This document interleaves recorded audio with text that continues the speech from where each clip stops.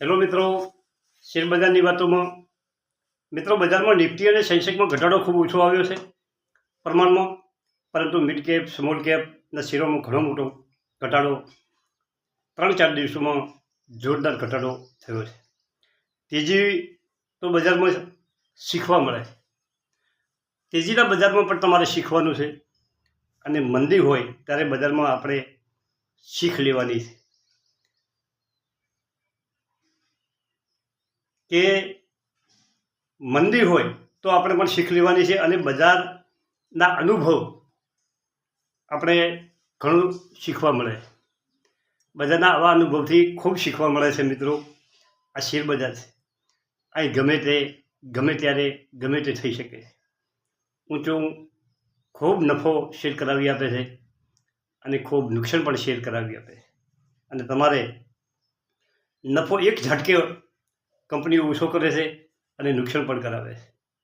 All over mid cap અને small કેપના શેરોમાં મોટે ભાગે આપણે પોર્ટફોલિયોમાં મિત્રો મોટા ભાગના પોર્ટફોલિયોમાં મિડ કેપ અને સ્મોલ કેપના શેરો છે, અને સ્મોલ કેપ અને મિડ કેપ ખૂબ ગજબનું રિટર્ન આપે છે, અને જેટલું રિટર્ન આપે છે એ ઉપરથી નીચે પણ એટલો જ આવે છે.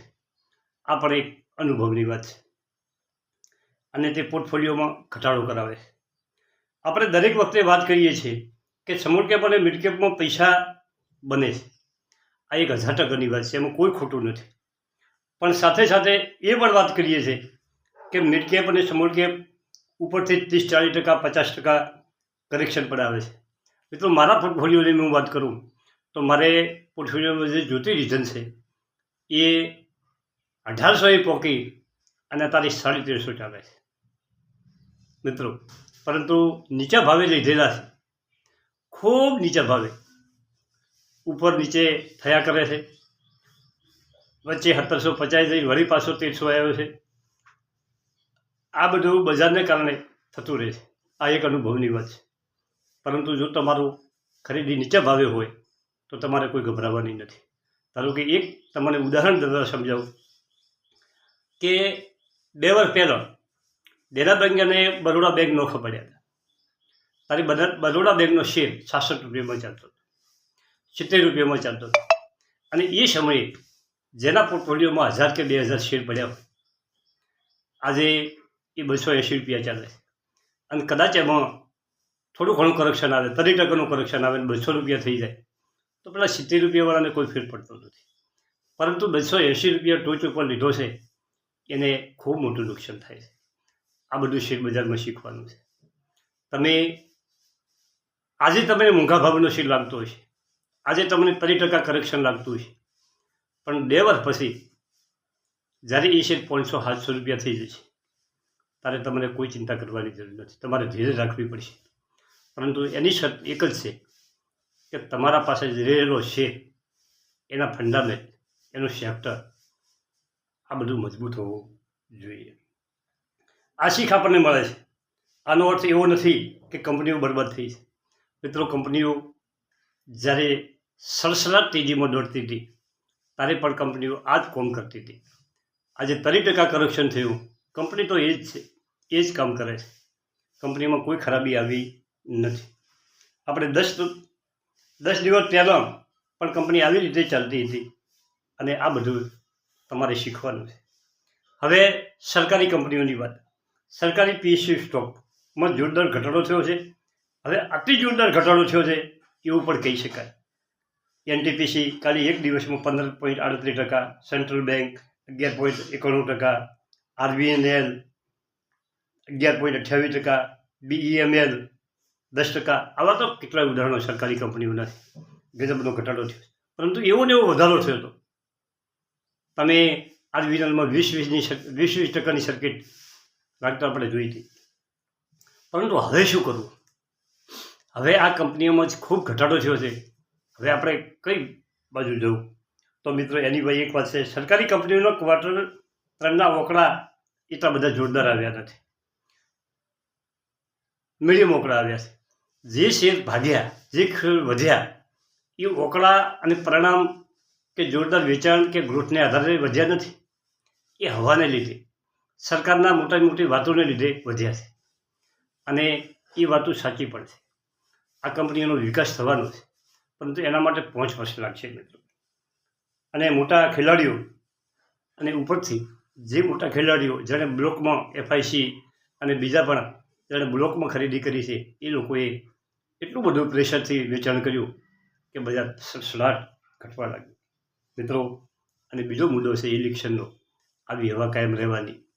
એક દિવસ આ સરકાર આવે છે એટલે વળી બજાર વધશે, વળી હવા એવી આવશે કે બીજી સરકાર આવે છે એટલે ઘટશે. એટલે આ બજારનો ટ્રેન્ડ રહેવાનો.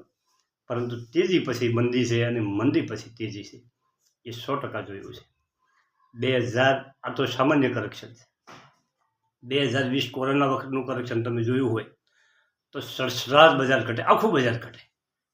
મેળી કે કોઈ લેવાવાળું ના હોય. અત્યારે તો ઈડામાં કાલે જુઓ તમે, 30 લાખ લોકો 30 લાખ શેર આવી બજારમાં પણ લોકોએ ખરીદી કર્યા છે મિત્રો. અને બજાર તમને ખબર નહીં હોય ને ઓટોમેટિક બજાર સડસડાટ દોડવા મળશે. નીચેથી બીજા દિવસે તમે તાકતા તો ઉપર સર્કિટ લાગી જાય છે. જેટલા ઘટ્યા છે એટલા તો રિકવર થાય કે ના થાય, પરંતુ બજાર તેજીમાં આવશે અને આવનારી તેજી સારી હશે મિત્રો. આ બધા વિડીયોમાં આપણે એક વાત કરીએ છીએ કે ધીરજ રાખી છે જીતે મિત્રો. શરૂઆતમાં જો વેચાણ કર્યું હોય એ જુદી વાત છે, પરંતુ હવે મને તો એવું લાગે છે કે 1-2 દિવસમાં કદાચ ફરી જે લોઅર સર્કિટ લાગે છે એના બધા અપર સર્કિટ ઉપર લાગવા મળશે. કોઈ બજારમાં નવો કારણ ઊભું ના થાય. કોઈ નેગેટિવ RVNL આજ એક ઓર્ડર મોટો મળ્યો છે મધ્યપ્રદેશ સરકારનો, જે કદાચ આજે એમાં ઘટાડો ઓછો થશે. પછી કોલ ઇન્ડિયાના પરિણામ ગજબના પરિણામ આવ્યો છે, સારામાં સારું પરિણામ આવ્યું છે. કોલ ઇન્ડિયા પણ તમને સારો આજે બેનિફિટ કરાવી શકે એવી કંપની મિત્રો. આવી કંપનીઓનો સ્ટોક ઉપરની જે થતા રહે છે અને એમાં ગમે તે કંપની હોય, હવા કંપનીઓ પર ખૂબ અસર કરે છે.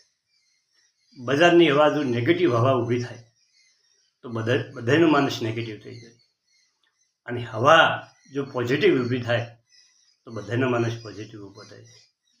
આ બધું અનુભવેલી વાતો છે. અનુભવથી બધું શીખવા મળે છે મિત્રો.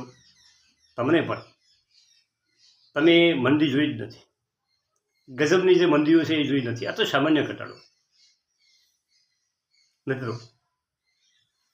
અમે આ બધું અનુભવ કરેલો છે, પરંતુ અમને તો એક જ વાત છે કે અમારા અડધા પૈસા થઈ ગયા હતા તો એમને શેર છોડી અને વેચી નહોતા દીધા. તમારા પાસે શેર હશે તો તમારે રિકવર થશે. તમે નુકસાન કરી અને શેર વેચીને નીકળી જશો તો તમારા રિકવર પૈસા નહીં થાય. તમારે નવેસરથી એકલો ગૂંઠવો પડશે. આ શરૂઆતમાં તમે પ્રોફિટ બુકિંગ કરી નાખ્યું હોય તો નફો લઈ લેવો હતો મિત્રો. અને હળદર ડિસિઝન તો આપણે લેવો પડે, જાતે લેવો પડે, જાતે શીખવું પડે.